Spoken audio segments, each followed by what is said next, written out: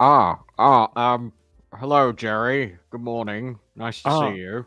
hello, Lew. It's me, Gerry Anderson. I've Oh, just come in my pink Rolls Royce to see you. yes. It's funny how you've started sounding a lot like Tom Baker all of a sudden. But then again, Well, I'm not one to talk on accuracy of my voice today. Anyway, I need we need yes, to have a hello. serious discussion, Jerry. Uh, What seems to be the problem, Lew? well, you see, it's about Thunderbirds. Thunderbirds, the series, yes, we're making now. I think it'll just run and run and run for ages, Lew. Oh, oh dear. Oh. You did sell it in America, didn't you, Lew? Like we talked about? Selling it to a major network? Like we I did with Fireball XL5? Oh, I'll tell you, Jerry, I went to those Americans and I said, look, this show is worth a lot of money, so you need to give me a lot of money to buy Thunderbirds to run on your network. But you see, the thing is, well, What's the thing, Lew? the thing is, they didn't go for it. I'm sorry. We selling it in syndication, so it'll still be on in America. But I'm afraid that we just didn't make the money back to make Well, more. I mean, it's an expensive show. You're blowing stuff up every single week. That costs a lot of money. I'm So gobsmacked, Lew. I tell you, gobsmacked. But I've I'll got tell another you. idea for another show, Lew. I've got Well, another show in mind. that's good. Well, because I'll tell you what, we're not making more Thunderbirds. That's just not happening. So tell me the idea for the new show, Jerry. Well, Lew, it stars an American and a Brit, Oh, and I like they that. Yes. they go Oh, yeah. together. They go together and they talk about my shows, Lew. And it's called Oh, the Security Hazard Show. oh. What do you think of that? What do I? Eh? Hmm. Oh, I. Hmm. Will they make it for absolutely no money? Oh, even less than no money, Lew. Less than no money. Yes. They'll run it at a I loss. I will commission that show on the basis that I don't have to pay for it. Splendid. Well, I'll go let the backroom boys know right away. Security Hazard is go!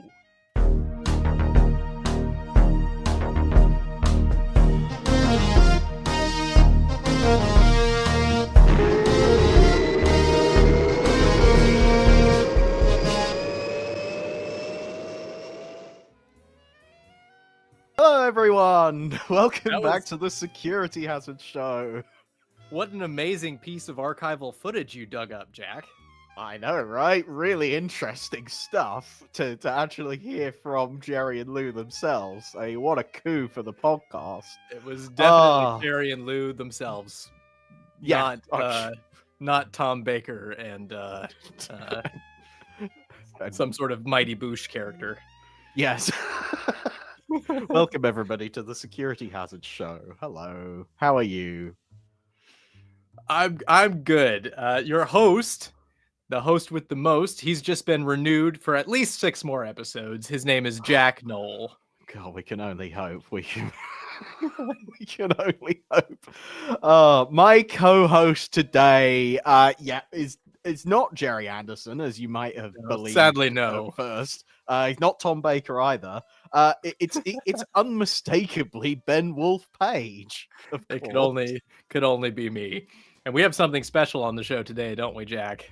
We really do. We're resurrecting an old segment that we've not done for a little while, called Everything That Might Have Been. So I'll tell you what, let's just get straight into that, and then we'll talk about what we're talking about. So here we go. To everything that might have been. To everything that was.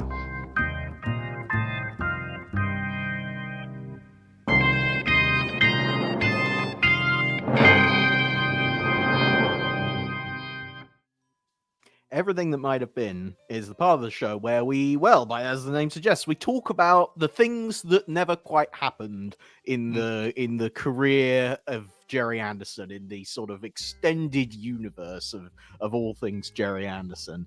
And one of the things that seemed appropriate, since it's, we're currently sort of celebrating the 60th anniversary of Thunderbirds, one of the biggest thing that's ever talked about is why didn't they make more Thunderbirds? It was such a successful TV series at the time. It's gone on, to have a 60-year legacy. Just talking all about, why was there not more Thunderbirds? So that's the topic we're going to cover today, and we're going to imagine what it might have been like if in 1966, 1967. Things had gone a bit differently, and if Thunderbirds had continued. So it's a very exciting topic. Yeah, I've always wondered. I mean, like all fans, when I look at my DVD box set or VHS collection and count the episodes, I would say, why only 32? Why only 32 and the 2 feature films for classic Thunderbirds? Yeah. And of course, subsequently we've had remake attempts and an anime version and a live action version, and even the 50th anniversary episodes. Yes, recreated it so in such loving detail. Yes, but there's just no substitute for the original. And oh man, what if there had been more original? Yeah.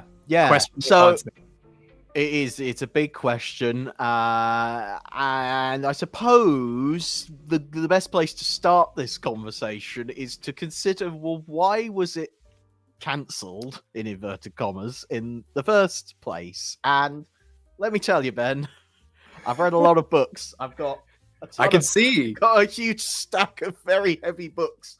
That's a big stack you've got there, and that's not even. I know for a fact that's not even all the books that you. It's not even close. But I went through all of these because I was like, what is there a definitive story? I mean, the answer is no. There is no true explanation as to what really happened there. I mean, there is. The story just hasn't been fully committed to paper, and there's varying accounts of what happens, and of course different perspectives on everything. Yeah. And I encourage listeners and viewers to do their own research and and figure this stuff out for themselves. But essentially what it boils down to is, some people say that the second series of Thunderbirds, those last 6 episodes that were produced alongside the Thunderbirds I'll Go feature film, those 6 episodes, that second season was cut short, and that there was supposed to be more, but then, as we demonstrated in our cold open for today's show, Lew Grade turned around and said, no, Gerry, I can't sell it to America. I need another series. Like, it's not financially viable to continue making Thunderbirds without that US network sale. And that seems to be universally agreed upon, that the failure to sell to America was the deciding factor. But was the second season of Thunderbirds meant to run longer? I mean, there is no conclusive evidence to suggest that the production was sort of halted, like stopped in its tracks. There is no paperwork to suggest that there were episodes that went unmade or anything like that. The commission was for 6 episodes for that second series. They made 6 episodes, and then that was that. It wasn't sort of stopped halfway through or anything like that. So that's one thing to consider. The other kind of the contrasting side of that is there was a possibility that Thunderbirds would have continued on TV. The feature film would have, taken place as well. And then also, something what eventually became Captain Scarlet would be made alongside more Thunderbirds. Right. That's one possibility. But then again, with the failure to sell Thunderbirds in America, or I should say, the failure to sell it to an American network that could have paid the big bucks to actually keep the show running. Right. Yeah, maybe that was the deciding factor, and why the pivot just shifted to, yeah, let's just make a new puppet show called Captain Scarlet. Yeah, so those are kind of lots of contrasting angles. Some say, well, just 32 episodes and that was it. That was just how many they planned to make, and that was that. Yeah. Now let me ask a question before we go further. Did you realize that the 32 episodes, I mean, now that we're hardcore fans and we're looking back and we know clearly the last 6 are different from the preceding ones. Right. Like it's pretty clear that the sets changed and the puppets changed. But when you were a kid, when you were first watching the show, did you realize that there was a divide, that there was more than one season of Thunderbirds, so to speak? More than one series? I mean, I definitely noticed that something was different, but no, honestly. And I think, to be fair, in the way that the show continues to be sold, that distinction between the two series isn't very apparent. Like, it's often sold as one 32 episode series rather than one lot of 26 and a second lot of 6. I think a lot of episode guides that are out there listed as one series of 32 episodes. The one I have right in front of me. Yeah, Atlantic Inferno is episode 27. Not series 2 episode 1 or anything like that. So that is an important factor in it. And it doesn't really, depending on how you divide it up, doesn't make that much difference. Yes, there is a change in the look of the show and perhaps a change in tone, and we're going to get into some of that a little bit later. But most people, I think, take the whole thing as one 32 episode chunk and just say, well, that's that. Of course, the other thing to consider is that maybe the only real reason why the series 2 episodes were produced at all was economically. It just made sense that if you're going to revamp all the sets and puppets to make a movie, you might as well keep making a TV show as well. Get a few more episodes out of it before you pack it in, basically. Exactly. Yeah, it kind of makes sense to do that. So there is that side of it as well, I suppose, that it just, why wouldn't you continue making it? So, so there's all those things to consider. But what about you, Ben? How do you look at that second series of Thunderbirds? What are some of the biggest differences that stand out to you there? Because that might help us inform what might have come later. I think there's a sort of, early on in Thunderbirds, it feels a lot like an extension of Stingray, where the sets feel very colorful and in some ways more simple. There's a lot less kind of chrome everywhere, whereas in the later episodes of Thunderbirds, it's a lot more technical. There's a lot more greeblies and kit bashing covering the walls. It looks a lot more polished and finished. And I always preferred the earlier episodes just because of that kind of raw, unfinished energy that they have, that you could tell that they were working under a lot of pressure, and some things weren't as polished or finished as they would have liked them to be. And I like that quality of early Thunderbirds, that it has that kind of, it feels like it's racing along, and that gives it a bit of energy where it could have, we all know it was extended to an hour. So some of those episodes drag a little bit, but that gives it more energy to have that kind of, raw quality. Yeah, and then of course madness going on behind the scenes sort of ends up reflected on screen. Yeah, for sure. Whereas by the time they get to the end of the season, or the series 1, episode 26, they're really starting to hit their stride. They know what they're doing. They've really got a formula down pat by the time you get to something like the Cham Cham. It's really polished, well balanced piece of filmmaking. Yeah. Definitely. And then you get into, that's definitely something I can sort of sense about the second series, is there's a little bit more complacency there. There isn't necessarily I don't know. Yeah, as you say, it's a very well-oiled machine at that point, and part of that is gonna probably be influenced by the fact that they spent twice as long making each episode, Right. because the studio was essentially divided down the middle. Half of them went off to make Thunderbirds I'll Go, the feature film, and the other half continued on the second series of Thunderbirds. But it meant that the 2-week production schedule for each episode suddenly became 4 weeks, and I wonder whether that that had an influence. Maybe just the fact that they spent more time working with certain characters, and yeah, maybe there was just a little bit more breathing room, and maybe a bit too much breathing room, perhaps. I don't know. I mean, I do like this. I do like the second series of Thunderbirds, but yeah, So as do you say, it lacks some of that charm from the Yes. first series. Yeah, It does. And the puppets, of course, look very different. And some of that was Yes. apparent to me even as a kid. It was like, whoa, what's wrong with Alan today? He's got he's been out in the sun. He's like been on the tanning bed too long. He just looks a little funny. yeah, Just goes to show you how small differences on these puppets make a huge difference in terms of Oh. the character of the faces. it's incredible. The series 2 faces, when you actually compare photographs side by side of series 1 versus series 2 puppets, the actual differences are so minute, but they translate into something much bigger. I mean, mostly what you notice is, as you mentioned, differences in the way that the heads are painted. The skin tone is slightly different. Mhm.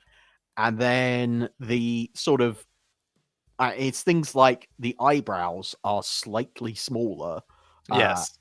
on the series 2 puppets, but it yeah, it makes a big difference in the way that you sort of see them on screen, and you sort of do look at them and go, well, that's not Yeah. quite the same person. And if you, like me, haven't seen a lot of the Supermarionation puppets in person, it's important to remember that they're very small. I mean, they're not as small as like a stop motion figure, but they're much smaller in person than they seem on television. They seem Definitely. magnified on the screen. Yes. And when you see them in person, they're, about that big. I mean, Yeah. they're not crazy No. large. You go, wow, those tiny details that make such a big difference on the screen are even tinier when you see them in person. And you Yeah. realize what a challenge it is to create an exact replica. Hats off to any replica puppet builders out there, because it is a tough art form to really It get really that is. likeness. Yes. Yeah, because it's in. Yeah, I mean, even in between, just from producing series 1, they had replica puppets, and you could always, I could always tell which version of the puppet they're using between sort of Christine Glanville's unit and Mary Turner's unit. Like, you could Sure. always tell what the difference is, and that alone is kind of mad to me, that I have like a particular version of the series 1 puppet that I prefer, let alone the changes that then came along for series 2. So yeah, so that definitely does make a big difference. The other sort of shift to speak of in series 2 is the set design. People talk about that quite a lot.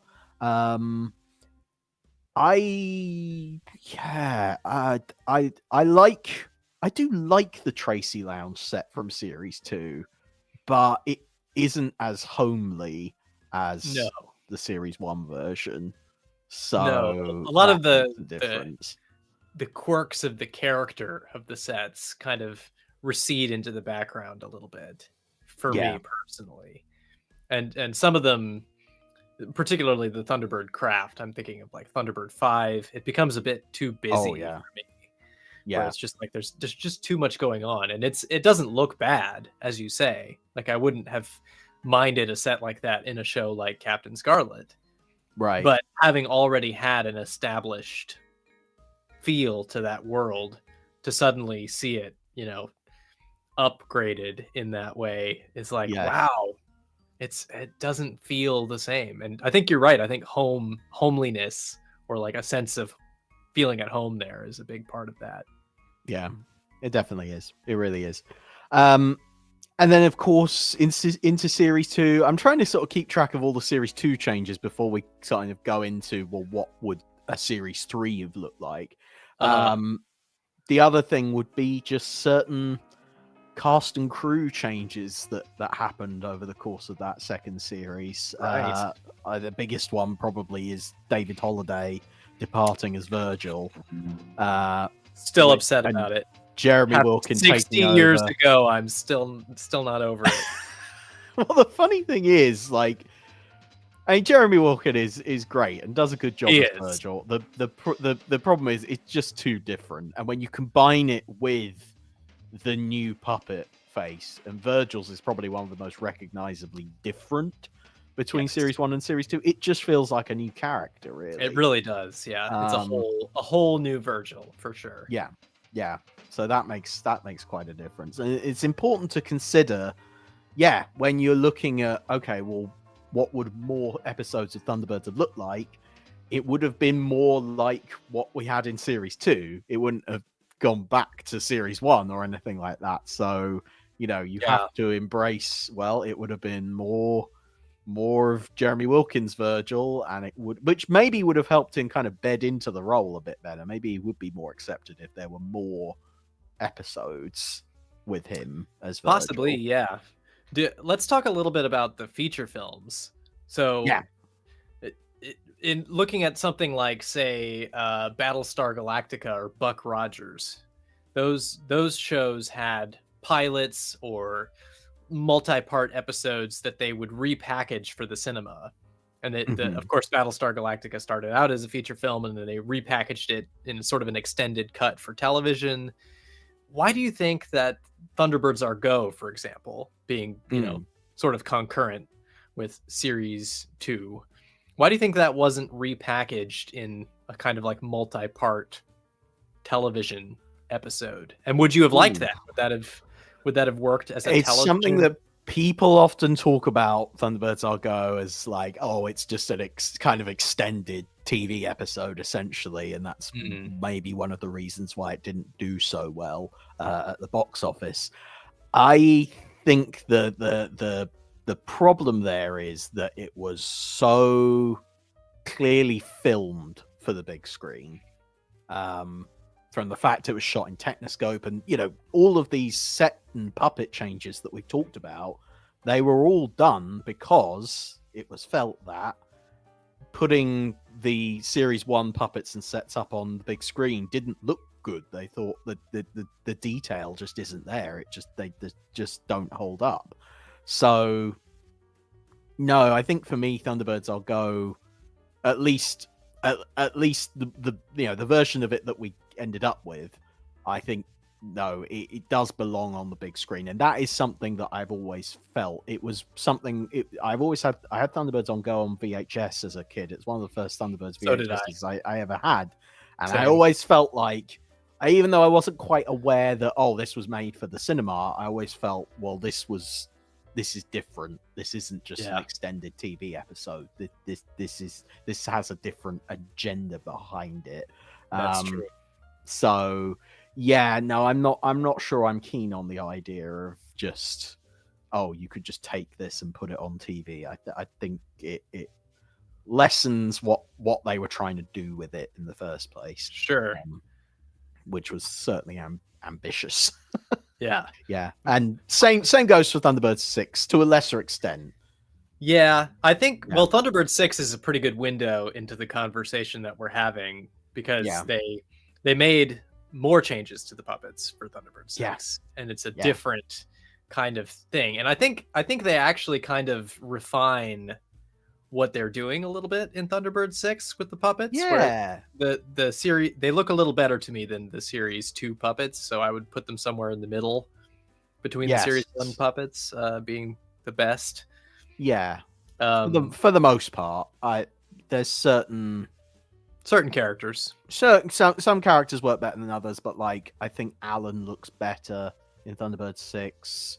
Penelope is definitely, I think, much better. Very well refined by the time you get to Thunderbird 6. Yep, I agree. Yeah, Yeah, so there is that. Yeah, I agree that there's something about those puppets that does work, and of course I don't know. Let me know what you think about this. Like, I people will say, well, the Thunderbird 6 puppets, the reason why they were redesigned again was because they were trying to reach a compromise of like Proportions. proportions. Yes, exactly. You know, you had the Captain Scarlet puppets with the so-called realistic proportions, and you had the original Thunderbirds puppets with the big heads, and supposedly Thunderbird 6 sort of meets in the middle. Right. But I definitely think they're leaning still towards the bigger heads. Yeah, I mean, I haven't gotten my calipers out to do measurements, but I do think that they strike a nice happy medium where, you know, if you watch Trapped in the Sky, there are times when Scott in particular seems a bit bobbleheaded because he's got the hat, and you know they just hadn't quite gotten the proportions quite right in the very beginning. And I think the compromise that they reach in Thunderbird 6 between the two, it feels about right to me, where the heads are like big but not caricatured. Right. But you know, maybe that takes away from a character like Parker who leans into the caricature a bit more. And Parker definitely suffers a bit in Thunderbird 6. In more ways than one. Yeah, he certainly does. Yes. But no, I think that is important to consider. Yeah, I mean, if they made another television series, let's get into the puppets. What would they have done? Would they have gone for the realistic proportions? Can you imagine Thunderbirds with Captain Scarlet style proportions? No, I really can't. It would be a totally different show. Totally. It would be It would be almost as alien to me as making Thunderbirds with like Twizzle or Torchy era puppets. Ooh, now there's a challenge. That would be so unsettling.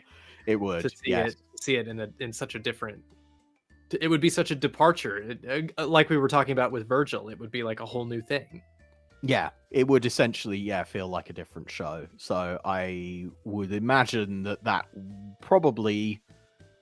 The thing is, you can never quite you never quite know with Gerry Anderson whether he kind of gets it or not. Honestly, you sort of think, well, he may well have said, no, we've got to have these realistically proportioned puppets. Right, yeah. Like, that's going to make the show better. Completely missing the point that those characters look the way they look, and that's just the way they are.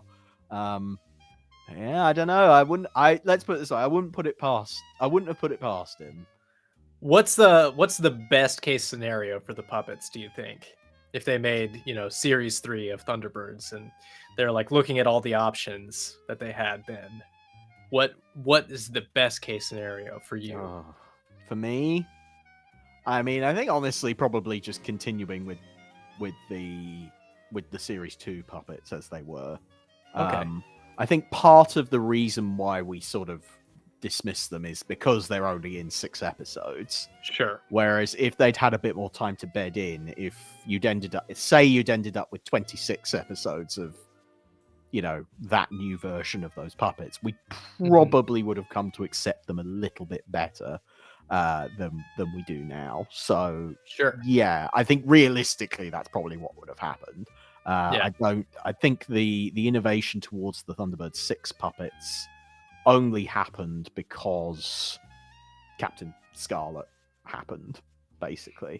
Right. So in this alternate universe we're imagining, is Thunderbirds and Captain Scarlet, Thunderbirds Series 3 and Captain Scarlet being made at the same time? Oh, that's a good question. Or where does it fit into the schedule? The way I put it to my to the social media comments, which we'll get into a little bit later, but I framed this scenario as you can have one or the other, Captain Scarlet or Thunderbirds. That's a big one. It's a big one, and we will get into that later because people had some things to say about that. They did. I'm imagining in my head that it's Thunderbirds. And that's it. That's because well, as I mentioned, what Gerry was proposing to Lew Grade was a live action series alongside Thunderbirds. It wouldn't have been, let's do 2 puppet series at the same time, because you know, Lew Grade was essentially then trying to sell both of those series at the same time. Would have probably struggled with that because he would have been competing with himself. Yeah. Well, in later years, Gerry would reflect on it and be like, I was drowning in my own product, where I just had so many Supermarionation shows in repeats that it was harder and harder to sell new shows. Do you think he was already aware of that by the time you get to 1966? I mean, possibly the move towards let's make Captain Scarlet as different from Thunderbirds as we can was probably motivated by that to an extent. Maybe not by 1966, but obviously certainly by the end of the 60s. I mean, that was the end of Supermarionation, was because they had simply made too many shows. That's what it came down to, really. So yeah, maybe there was an awareness that it was already starting to they had already done too much. But yeah, I mean, we know that Gerry was keen to move on to live action anyway. Yes, so, that's very clear. Yeah. So yeah, I think to answer your question, yes, in this version of the discussion, I think we're saying Thunderbirds instead of Captain Scarlet. Right. I like to think that even though they didn't make Captain Scarlet in my alternate reality, they still experimented with smaller heads, and they sort of arrived at the Thunderbird 6 style compromise. That's sort of a sweet spot to me, rather than the Series 2 puppets, because I think the Series 2 puppets were just a bit too primitive, not quite the right balance there. So I think they would have needed another generation to make Series 3. Okay, that's an interesting thought. It just seems odd to me that they would make one feature film and 6 episodes with the Series 2 puppets, and then say, right, we'll scrap those, we'll go again. But I mean, that is what they did. That is what they did with Thunderbird. They obviously thought for Thunderbird 6 it was worth making that investment of building new puppets all over again. Which is strange. It's strange that because they must have. I mean, they must have, because some of those puppets are under controlled and things. Yeah. They must have been thinking that there was a possibility, at least some, however small, that they might make more. Perhaps more feature films, maybe. Yeah. Well, so there's a question. Assuming, what would there have been more feature films and further television episodes? Would you accept more episodes of the television series and not have Thunderbird 6? Which feels like a weird question to ask. I mean, like the answers are pretty obvious. Obviously, I think it would have been great to have more Thunderbirds episodes rather than Thunderbird 6, just because Thunderbird 6 is, I mean, to a kid, and I think to a lesser degree, maybe to adults, Thunderbird 6 is a bit of a disappointment in a lot of ways. Yeah, but I love the idea of Thunderbirds.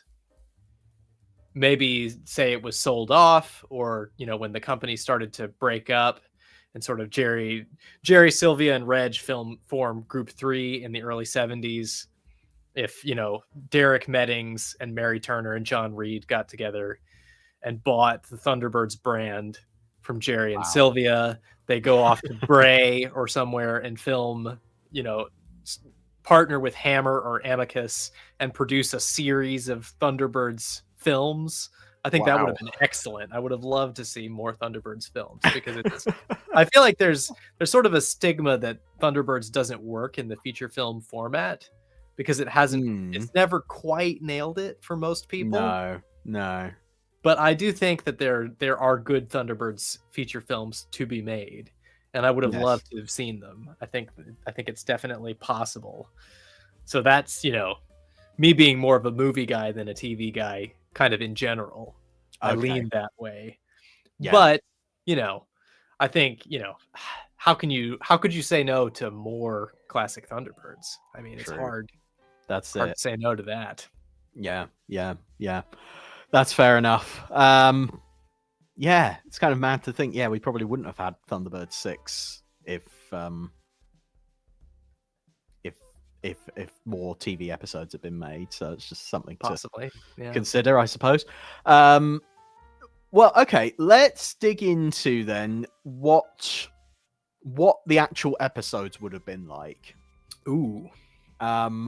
Because there are certain shifts that happen in series 2. They're quite subtle, but they do happen in terms of the types of stories that they try to tell. And it would have been interesting to see had that developed further into a series 3. How far could that have gone? So I don't know. What would be the first thing that would stand out to you that's like, okay, series 2 does a bit more of that or a bit less of that?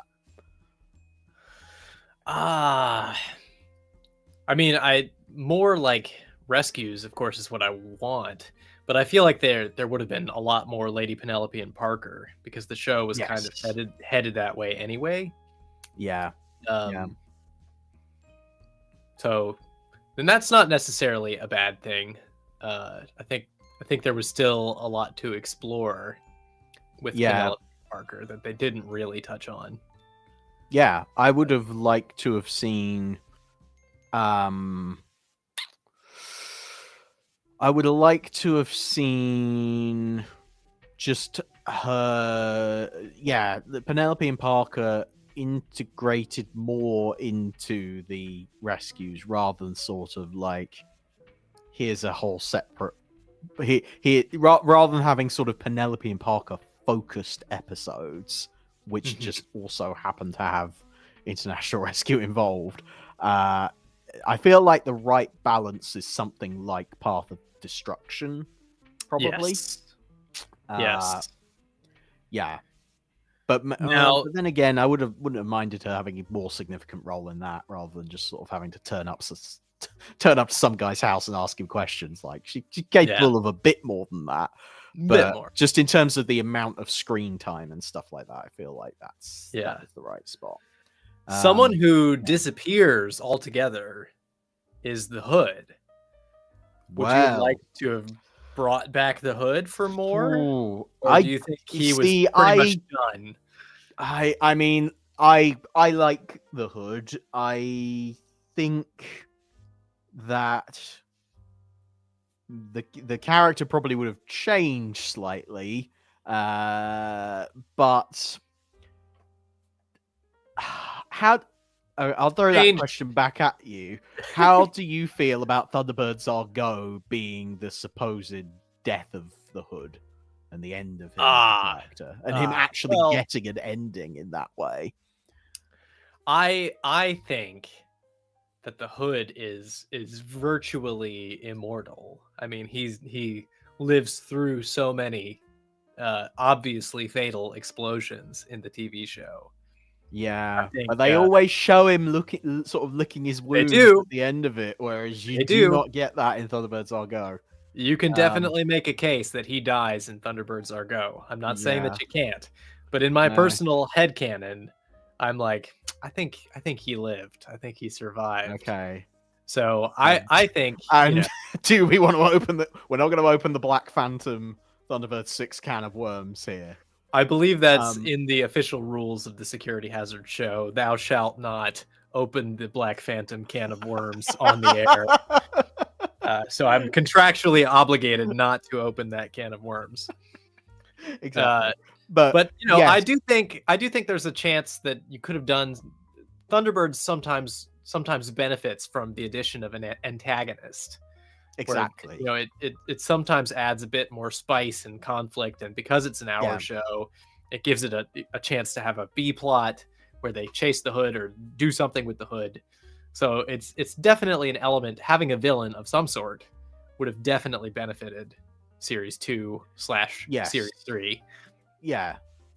I think there's an extent to which you can only really do, oh, that bit of machinery just went wrong by itself kind of thing. You can only do that so many times. You do need an antagonist, and I think the Hood, with his powers and that sort of thing, is a worthy adversary to International Rescue. It seems odd to me that sort of your average criminal gang could take them on.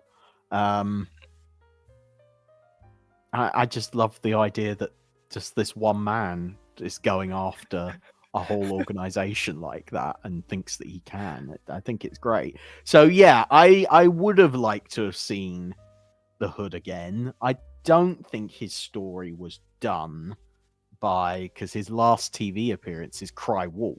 I definitely don't feel like that's the end of that. No.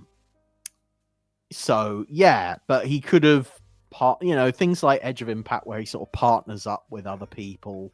I think we could have had some of that going on in Series 3. Yeah. Is there a resolution or a continuation of his relationship with Kirano? Yeah, because Kirano definitely drops off. Yeah. Even before Series 2, he's pretty much gone. Yeah. About halfway through Series 1. Yeah, no, actually, I don't think the relationship with Kirano would have continued because I think we've discussed it before, but eventually someone would have noticed. Well, but something was up. I mean, I've been watching Thunderbirds Are Go, as you know, the Weta Workshop series, 2015 series, and in that's like a main plot point is sort of the mystery of like what happens when Tintin effectively, she's not called Tintin in the new show, but Tintin effectively develops this relationship to the Hood and all this kind of drama. Do you think that could have stood a chance with puppets? Yeah, I mean, maybe they could have perhaps bypassed that. Yeah, okay, that would have been a good development for Series 3, is if instead of the Hood always targeting Kirano, maybe he could have somehow started targeting Tintin. Ooh. Maybe that would have been a development. Now, it just seemed like they were heading away from that, though. Yeah, they definitely were. I'm just saying what I would have liked. I don't think that's what they would have done. I think honestly, what would have actually happened realistically is the Hood would have been written out, Kirano would have been written out, and not in a sort of they've been killed off or they've right. There would have been no definitive end to that storyline. No. They just wouldn't have shown up again. You might see in the same way in Give or Take a Million, Kirano is there. You see him, but he doesn't actively participate. He's just a background character by that point. I think probably that's the way it would have gone. That's not what I would have liked. I would have liked to have seen more. You know what I would have liked that we never got in Thunderbirds? I would have liked a good Thunderbird 5 story. Oh, a meteor strike, or kind of like gets knocked out of orbit type story, or a collision with a military rocket, or man, there's just so many opportunities to do a good space story. There really is, and I tell you, one thing, I mean, even just having a new establishing shot of Thunderbird 5 would have been nice. I don't think we got that in the second series at all. I know they did film some new for stuff. The films, yeah. They filmed some new stuff for the films because they literally had to. And the model has been refined slightly for that reason. But more Thunderbird 5 would have been nice. Again, I'm not sure that would have actually happened. I think they were actually going in the other direction of trying to keep Thunderbird 5 out of it as much as possible. That being said, Atlantic Inferno, by the very nature of Jeff not being around, suddenly John is much more present. You suddenly hear from John quite a lot more in Atlantic Inferno. So they obviously... Why the call, Scott? Yeah, I mean, yeah, literally calling John up for no reason. That, that wouldn't have happened. So yeah, kind of weird to think that. But again, yeah, knowing the way that Series 2 was going, I think John and Thunderbird 5 would have been still kept to a minimum, probably. But yes, I would have absolutely liked to have seen a focused episode on it. Yeah, yeah. Maybe Any that's what it other- would have taken. Maybe if a writer had come along with a really clear idea of like, this is a story I want to tell with Thunderbird 5. Oh maybe yeah. that would have persuaded them to like try a bit harder with it. But But we as it haven't was, they talked were about the writers very much. That's an True. interesting point too. So yeah, your story editor in series 1, Alan Patillo, sort of takes the reins of that. Once Yes. Alan Fennell, I think I want to say that Alan Fennell was doing it some towards the beginning.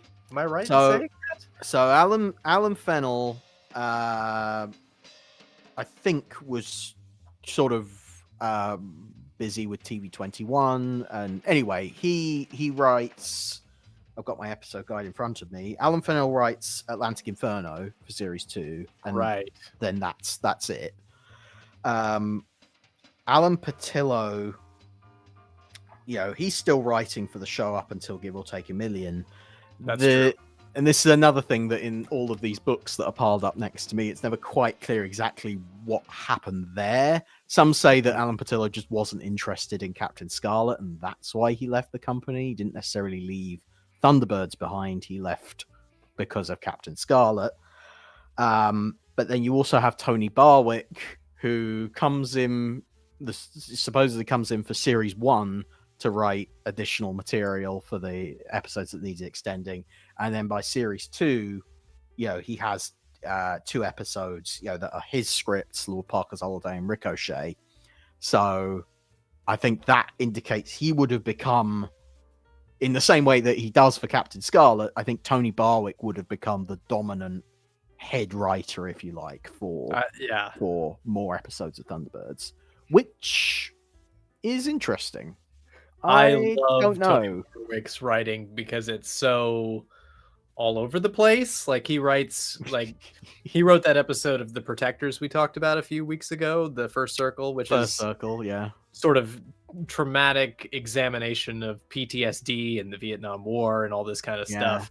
But he also writes the wackiest comedy episodes of Terrorhawks and dark episodes of Captain Scarlet. I mean, he's all over the map with his writing style. And so to see what he would have done just unleashed with a full series of episodes of Thunderbirds would have been, fascinating viewing, I'm sure. Yes, very interesting. I mean, it's hard to interpret it just from Lord Parker's Holiday and Ricochet.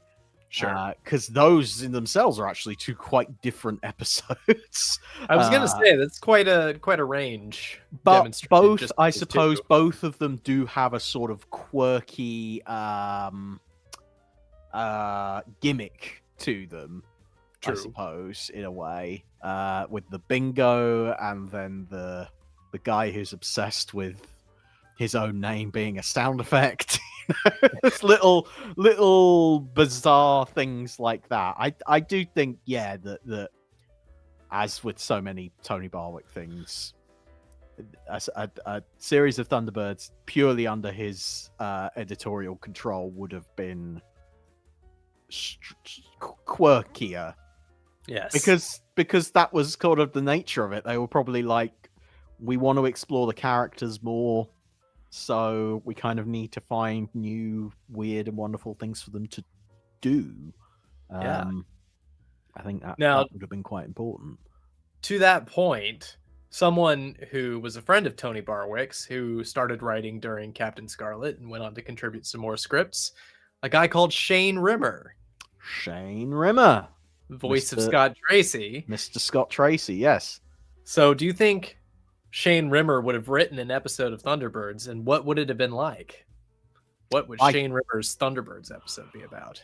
I mean, yes, I definitely think he would have done. What would they have looked like? I think. I mean, there let's assume Scott Tracy would be the star. Sure. Yeah, that's a good. Maybe a single-hander. It's just Scott for the whole time, just alone with his thoughts.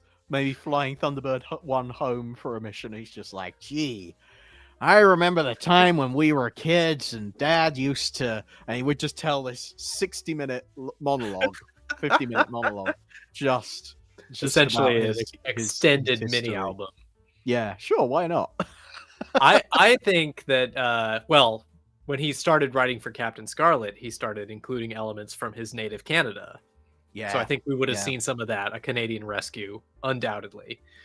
Yeah. Which also, is something I generally would have liked to have seen more of in Thunderbirds. The only sort of snowy rescue we get is that one bit in Sun Probe, which it doesn't even really count. So and a little bit in Cham Cham, but not really. A little bit of Cham Cham, yeah, but it's not sort of like a main focus of like, hey, let's go to a mountainous or a cold setting and like someplace rescue like in the snow. Rescue them from Mount Everest, that kind of thing. Yeah, exactly. Something like that. So, no, Shane Rimmer picking a Canadian setting for a rescue. Yeah, totally could see that for sure. Would love that. Another thing that Tony Barwick and Shane Rimmer would return to throughout their careers is the subject of golf, because they were both avid golfers and golf buddies. So I think there would have to have been some sort of golf sequence, at least, with Lady Penelope out on the green. That would be lovely. That's a really lovely visual, actually. That's would have had to have happened. Penelope in her golf clubs. Yeah, there's something about that rings true. Yeah, that would be nice. Yeah, absolutely. I like that. Yeah, but it's interesting still to think about Thunderbirds without some of those key players like Alan Fennell. Does Dennis Spooner do any series 2? No, he doesn't. No. Dennis Spooner's gone by that point. Dennis Spooner's gone. David Elliott, the director, is on the way out. He literally left halfway through Path of Destruction, apparently, or no, I think he finished Path of Destruction, but then he was done. David Lane is an interesting one because obviously he was directing Thunderbirds I'll Go at the time, right? And then he goes on to direct Thunderbirds 6. But yeah, would he have directed any more TV episodes? Who knows? We mentioned Alan Patilla. Would he have come back to direct more? Because sometimes in interviews, Alan Patilla would say, "Well, I just felt like we did everything we could do with Thunderbirds, and I wanted to move on to new challenges." Yeah. Well, if there had been more Thunderbirds on the table, would that have changed? We know he turned down the opportunity to direct Thunderbirds Are Go, hence why David Lane got the opportunity to do it. So, it's difficult. The top directors, but it's interesting. Yeah, could it have? And in that situation, it's like, well, yeah, maybe it was a good idea to change series and make a totally different show if so many of your key personnel have changed. I mean, I even think about like Desmond Saunders. He, got promoted up to more of a managerial position in the company. He directs the one episode of Captain Scarlet, and then he's done with that. So, yeah, would he have carried on directing Thunderbirds? I don't know. I think there would have been there would have had to be a changing of the guard. In that situation. So some of those, young Turks that came in for Captain Scarlet, like your Leo Eatons and your Ken Turners. Ken Turner being sort of Gerry sort of pigeonholed Ken Turner as the guy who does the kind of weird episodes. Right. There have been like a weird episode of Thunderbirds, like a more psychedelic, something more psychedelic. Dare we say? Yeah. Oh, I don't know. Bit more dream sequence, bit more swinging star on the TV screen.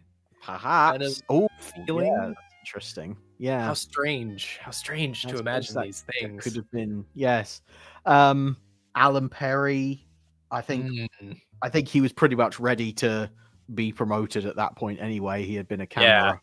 He had been a camera operator for quite a long time with AB Films and risen up through the ranks. So I think he would have almost certainly he got that promotion to director for Captain Scarlet, but I think he probably would have gotten that promotion anyway with Thunderbirds. Yeah. Brian Burgess. Mhm. He directed a couple of episodes of Series 2 Thunderbirds. I think he would have Continued. probably stayed where he was. So, yeah, I can imagine more of the Captain Scarlet team coming along to take over to take over writing and directing Thunderbirds episodes. How much that would have changed the style of it, I don't know. It's hard to say. Well, we'll never know because this is never all know. hypothetical anyway. But yeah, there would have been a different flavor about it, and yeah, it does beg the question. Is that what people would have actually wanted? People probably just want more of the same. So Yeah. but it's important to consider. Well, that was an inevitable thing that probably would have happened. Yeah. I am gonna ask you a really hard question. Oh God. So Okay, we right. know we know David Holliday departs at the end of series 1. Oh yes. The end of series 2, and you're going into series 3 here. Yeah. Who from the cast, if you had to pick, I mean, we have to lose one. Who would you have picked? Who would you have I mean, said? I already know the answer to that because it's what happened. Ray Barrett. He didn't come back to do Thunderbird 6. He had gone home to Australia by that point. So I fear that Ray Barrett probably, regardless of whether Series 3 had happened or not, I think he would have been out. And that, Australia was calling. Yeah, apparently so. And that impact would have been huge on man, the I'm show. Still feeling the edge of impact today. I mean, sorry. Very good. Very well done. Very clever. Yeah, because now I would say the loss of him voicing his regular characters in John Tracy in the Hood, you actually probably wouldn't have felt that loss. No, not terribly. I think those characters would have happily been written out. Yeah, and I do like what Keith Alexander does with his, version of John in Thunderbird 6. Yeah. But, and he's a very talented voice actor in his own right. Could have done a great job. But could the show have continued if David Graham wasn't available? I mean, no, would that have been David Graham was irreplaceable? You see, yes, that's an interesting thing. The show probably would have gone on without Ray Barrett, and it wouldn't have been as good because there's something about his guest characters that are so distinctly Thunderbirds. I agree. David Graham, obviously, I don't. He could have asked for as much money as he liked to be Parker and Brains. Yeah, Parker and Brains. Yeah, I can't imagine Thunderbirds without Parker and Brains. It's pretty weird. I think maybe they could have written around Gordon, not being as involved. Gordon went off, on some sort of mission. No, he just always stood in the background quietly and didn't do anything. That's what would have happened. It's the same with all those Captain Scarlet characters who suddenly stopped talking. It just would have been that. He just would have been there, but not really said or done anything. He's an extra. Yeah, but no, I don't. You couldn't have lost David Graham. I think Peter Dineley as Jeff. I don't think they could have recast Shane Rimmer. I don't think Shane Rimmer was going anywhere anyway because he stuck around to do some Captain Scarlet voices, so he would have still been around. Maybe Matt Zimmerman would have gone off to enjoy. I don't know, his theatrical career. Yeah, but I think that was the difference. It was like the actors who were busy in the theater were always able to make time for doing Thunderbirds, but yeah. So Matt probably would have still stuck around. I think so. Yeah. I think he was having too much fun to stop. But That's true. It's hard to imagine it without Peter. That's just, I mean, and I can imagine who they might have cast in his stead. Someone like John Tate or Paul Maxwell. These voices that are great, like Supermarionation voices, could have done Jeff C. fine, but like there's none of them sound anything like Peter. I mean, yeah, but that's the interesting thing about Series 2 as well, is you suddenly do get all these new depending on how you look at it, new voices turning up in series 2. Different With Charles voices. Tingwell turns up and Oh, yeah. Paul Maxwell does a stint. Yeah, it's kind of weird to think that in place of Ray Barrett, maybe those would have been some of the voices that started to appear more as guest roles. Just gives it a different flavor, doesn't it? It's just hard to put your finger on exactly why it would be different, but it would be. Do you think any new characters could have been introduced? Any new recurring characters? I don't think so, because it was such a crowded lineup in terms of the regulars. It would have been difficult to introduce more characters. Okay. I think maybe, I alluded earlier to how nice it is to have an antagonist. I think maybe some more antagonists or kind of in between characters, sort of like what Colonel Casey is in the remake, where sort of a liaison between international rescue and the rest of the world. Right. Character like that could have come in, but there's not a lot of room on the stage for main characters. Yeah, that's it. I feel like they were more in the stage of writing characters out, or not writing them out deliberately, but just not including certain people anymore. That probably would have been that. But I there's a possibility, I suppose, they could have come up with more international rescue agents. If they were going to get Penelope more involved in the story, I think we would have seen more people like Jeremiah Tuttle. Yes. Like a Sir Jeremy Hodge type of character. So, would we have learned any more about the way international rescue operates in that way? Is there anything like that you would have liked to have seen? Oh, yeah. Well, anything to do with their kind of agent network would have been fascinating to uncover. Yeah. So any of that I would have been happy for. Yeah. Of course, there would have to be more new pod vehicles. They just keep coming up with pod vehicles until. Well, you say that, but Series 2 is quite light on pod vehicles. So the only new one that gets introduced is the mobile crane, which is a little bit kind of nothing. So true, but I don't know. I just think there would have had to have been at least 3 new pod vehicles if there was another batch of Thunderbirds episodes. I mean, I would hope so, but it is interesting that in Series 2 it's really not a focus. They do become fewer and fewer. I think that's worrying. That might have been. I mean, in the feature films, the only pod vehicle to emerge is Thunderbird 6, for goodness sake. Like, it really does seem to have been less of a priority as the show went on, which is, quite alarming, because I think it's such an important, particularly for those very early episodes of far Series 1. too few pod vehicles in this house. I demand more pod vehicles. Yeah. Now, someone whose influence probably would have been felt even more in Series 3 would have been someone like Mike Trim designing new vehicles. So I think the pod vehicles probably would have taken on a different flavor in terms of design. They might have been a bit more practical, a bit more realistic, which I don't necessarily like that idea. So, it's just one to consider, though. Maybe some of those love Mike Trim's style. Yeah. I think some of those prototypes from Thunderbird 6. Like the thing that drives up to the building with a hot air balloon. That was great. I love that. I would definitely like to have seen that as a pod vehicle. What about rescue scenarios themselves? I mean, we talked about snow a little bit. Yeah. What hadn't they done, I guess, is the question. They did so much.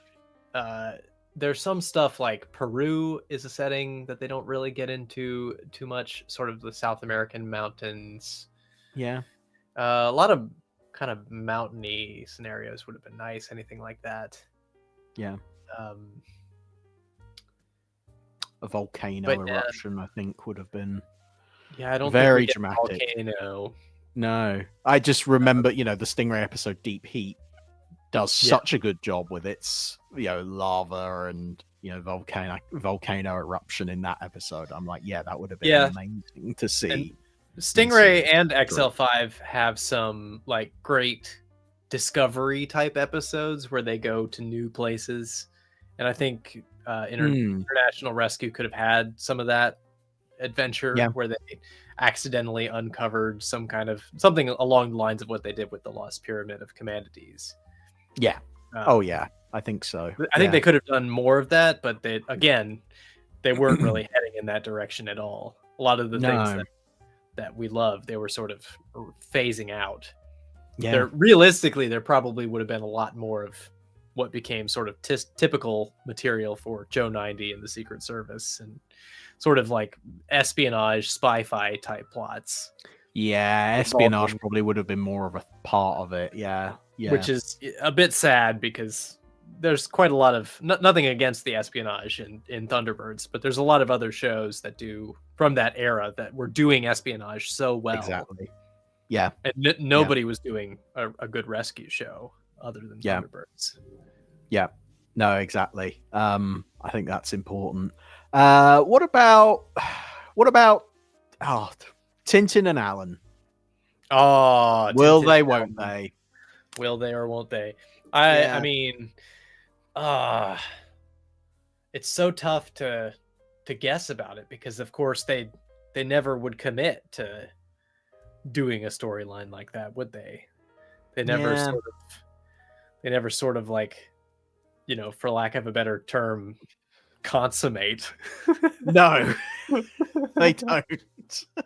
It's always just kind of like up in the air, like. Well, but the weird thing about Series 2 is Tintin's not in it very much. She really doesn't have very much to do at all in Series 2. No, that's true. And in Thunderbird 6, they're basically together, but it's not really stated. But they're not, but they're like, we're never getting married, but we're kind of like, we're entertaining the idea. What's going on? But Series 2, I mean, one of the weird great disappointments, I think, of Series 2 is Tintin's character drops off a cliff, basically. It just totally declines to the point where, she comes into the series as the technical assistant to Brains, and she's, perfectly capable. And in the Cham Cham, she's able to go out on a mission and kind of hold her own in that situation. Mm-hmm. And then suddenly in Ricochet, she can't even repair her own TV without Brains' help. Rubbish. And she just comes across as this teenager who doesn't know anything about anything and is a bit belligerent and unhelpful and just totally missing. So if that was the direction that they were choosing to go in for Tintin, I really hope that that's not what would have happened. I think it was a sign someone would come in and correct that course. Yeah, I would hope so. I think it was a sign of sort of a reaction to the changing times, where you sort of like London is really swinging. The Summer of Love is in 1967. The whole like youth movement, the baby boomers are like coming of age. Rock and roll is happening. I think the sort of like decision to make Tintin a teenager is like trying to like weasel into that market without really understanding what it was about. Yeah. And so, I think they would have tried to go further in that direction, but I question whether or not they could have done that well. We would have gotten what we got with Joe 90, where it's like Joe doesn't really chime with the youth of the 1960s, really. Youth culture of the 1960s. Yes. Yeah.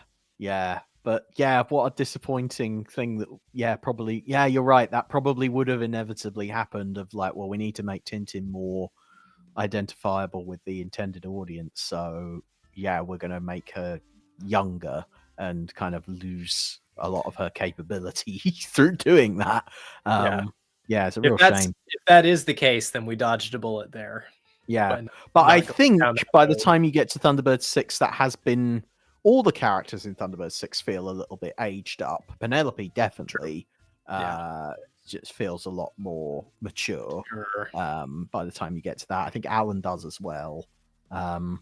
So Well, he's yeah, out maybe. hunting lions for goodness sake. He's Oh yes, yes. he's a real man now. Yes, he very much is.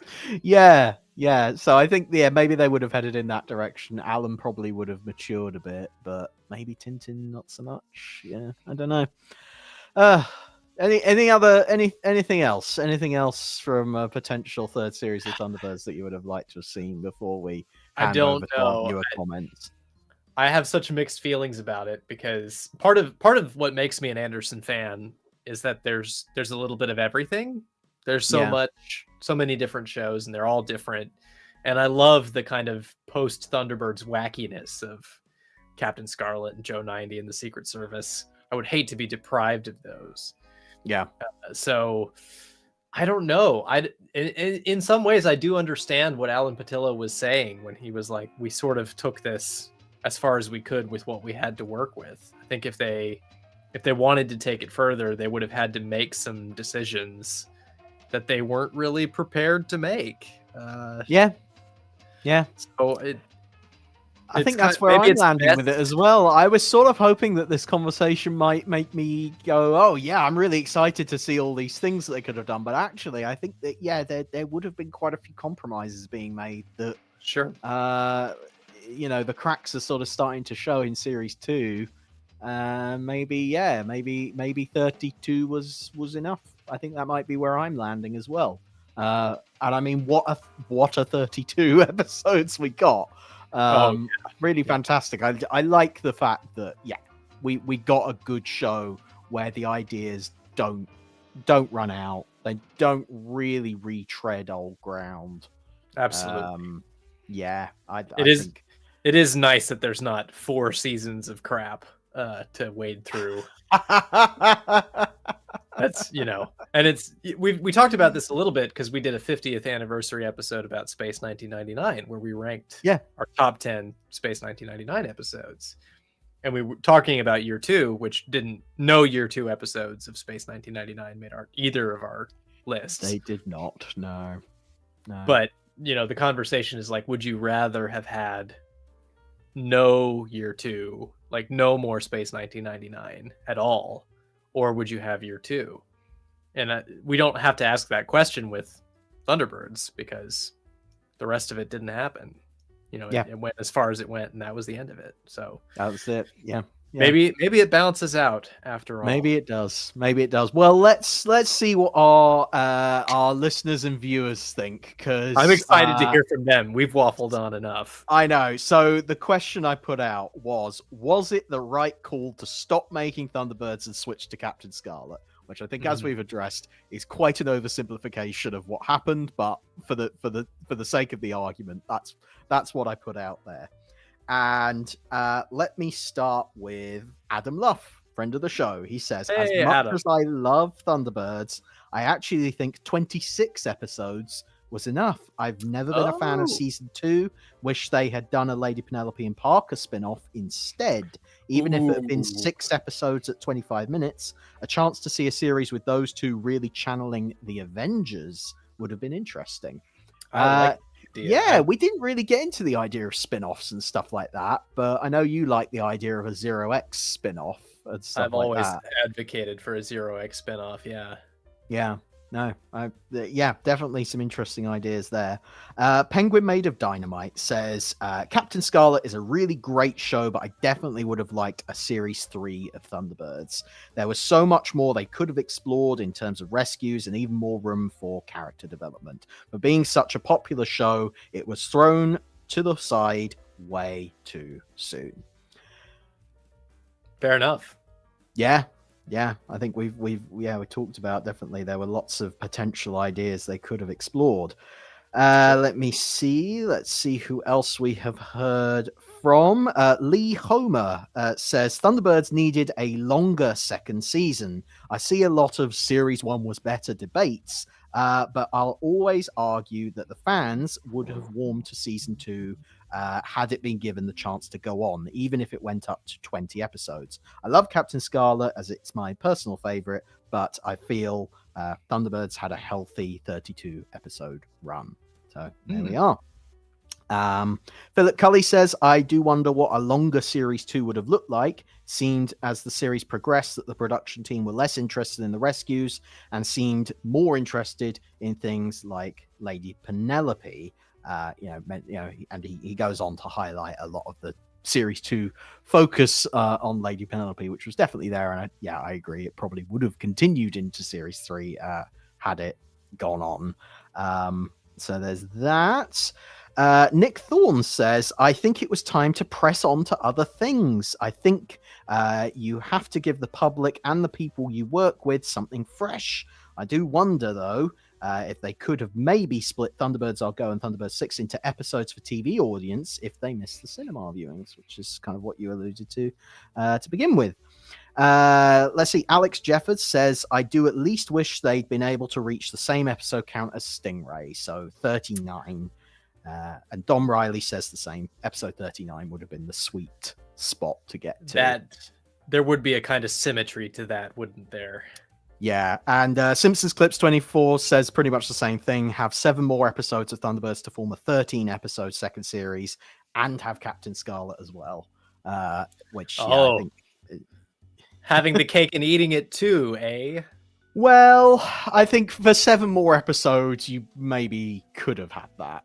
Yeah. But would you be reducing the length of Captain Scarlet by doing that? Would you be sacrificing certain episodes of Captain Scarlet to get to the magic number there? Oh, that's an interesting. God, that's too many variables, Ben. I can't do that much thinking. It's a whole nother episode. It's a whole nother to everything that might. It really is. Oh, we've had so many comments, and I can't really go through all of them, but they're all along similar lines of like, wouldn't it be great to just have a few more? The consensus is either no, it was good to move on when they did, or it would have been nice to maybe have a few more just to have more than 6 for series 2. Yeah. And then the other side of the argument is let's just keep making Thunderbirds. So I'm lovely that there's a wide, dare I say, a wide spectrum of answers. Oh, I see what you did there. Yeah, it wasn't very good. Well, neither is my Gerry Anderson impersonation, so there you go. Yeah, never mind. Sorry, what were you going to say? I don't know. Carry on. we've reached the end. There we go. Much like Thunderbirds, we've reached a natural conclusion. However, the show will continue, whether Lew Grade is able to sell us to America or not. We are going to keep going. So that was our show. Thank you, everyone, so much for tuning in and for all your lovely comments. It's been great to see the live chat has been going on. People like Iron Crew, Simpsons Clips 24, everyone in the live chat who's been getting in touch. It's been great to hear from you. So if you're not listening to us live, maybe you should consider it. If you happen to be around Wednesdays at 6 p.m. UK time, head to youtube.com/JackNoll. And you can tune in, watch us live, and leave your comments and chat to fellow Gerry Anderson fans about all the weird and wonderful things that Ben and I like to chat about. So you can do that. But if you prefer a more laid-back, casual approach to your podcast experience, then, of course, you can listen to us on audio, platforms like Spotify, Apple Podcasts, that sort of thing. You can tune in and rate and review us, please. That would be absolutely lovely. But I like the idea of people listening to us on their commutes and wanting to have arguments with us about, no, of course you wouldn't make more episodes of Thunderbirds, you idiots. How dare you suggest such things? And they're on the bus and they're getting angrier and angrier and angrier, and everyone around them is thinking, what? Wow, that was a more creative scenario than some of our ideas for new episodes of Thunderbirds. That's whole true. Podcast listening experience. I'm commissioning a 26 episode series immediately, 1 hour episodes, which is just watching a guy on a bus listening to our podcast. I'd watch that. I'd be fascinated to do that. It's a series about a light bulb doing that, though, right? I mean, if you want to make a series about this light bulb, Gerry, I want you to make. I don't want any Thunderbirds. And I don't want any Captain Scarlet. I just want the light bulb thing. I think you're really onto something with that. Or was that my idea? That was my idea originally, so that's what I want. Right, Lew. And Lew, where can people go if they want to know more about the Security Hazard show? Well, if they want to know more about the Security Hazard show, Ben, perhaps you can tell us where people can go for more of that, as Gerry so kindly suggested there. Well, of course, if you want to support the show, the best way to do that is our Patreon page, patreon.com/securityhazard. We have a whole bunch of special content on there that you won't find anywhere else. It's exclusive there, and Yes. even a tiny little bit of help there helps us a lot. Yes.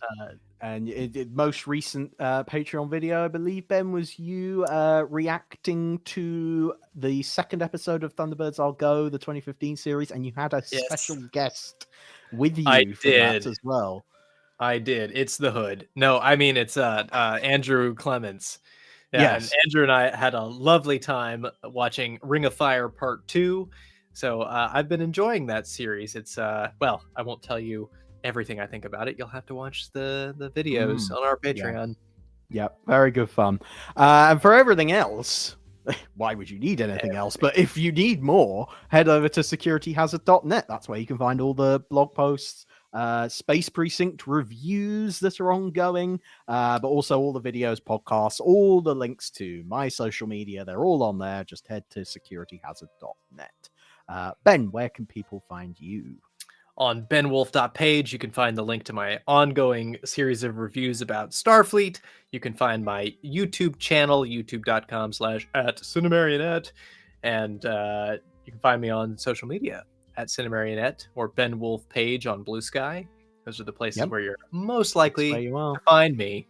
And that's where you need to send Ben a continuous stream of messages saying why all of his opinions on Thunderbirds are wrong.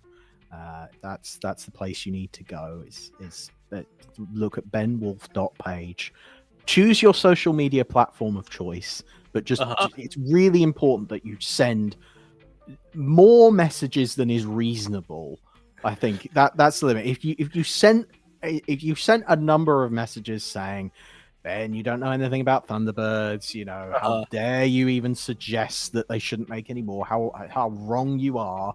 If you sent a certain number of messages and you think, well, I've kind of run out of steam now, don't stop. Please keep going. Keep sending those messages.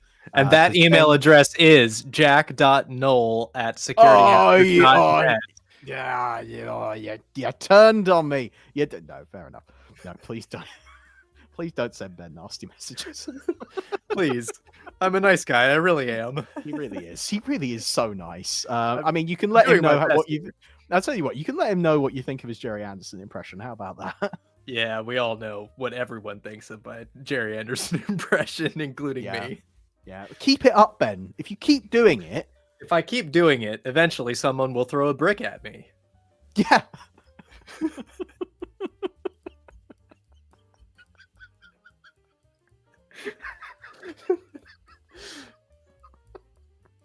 And that's how the show will end. It's just the sound of a brick. Ah! That will be the end of the that will be the end of the Security Hazard show. I wouldn't be able to continue. To be fair, after witnessing that, I don't think I would be able to continue. No, I would fear for my own life. You wouldn't even attend the funeral. You'd be too frightened.